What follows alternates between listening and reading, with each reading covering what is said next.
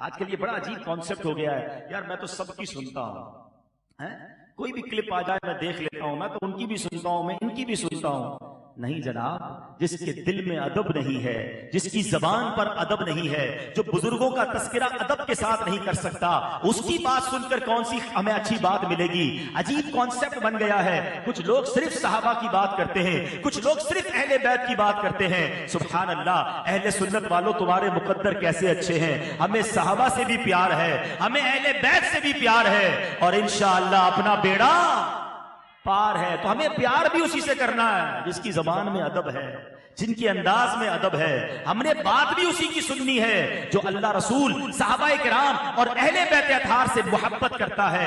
بریلی کے تاجدار سے سیکھو اہل سنت والوں کا عقیدہ کیسے بیان کیا۔ سبحان اللہ، دو حدیثیں اور ان دو حدیثوں کو کیسے موتیوں کی طرح اعلیٰ حضرت نے پرو دیا۔ اللہ کے حبیب فرماتے ہیں اصحابی کالنجوم فبأیہم اقتدیتم اہتدیتم۔ نبی پاک فرماتے ہیں صحابہ میرے ستاروں کی مانند ہیں، جن کی بھی اقتدا کرو گے، جن کو بھی فالو کرو گے، آپ فلاح پا جاؤ گے، کامیاب ہو جاؤ گے۔ اور ایک دوسری حدیث میں نبی پاک فرماتے ہیں میری آل، حدیث پاک کا مضمون ہے میری آل جو ہے وہ امت کے لیے کشتی نوح کی مانند ہے، جو اس میں سوار ہو جائے گا اس کا بیڑا پار ہو جائے گا۔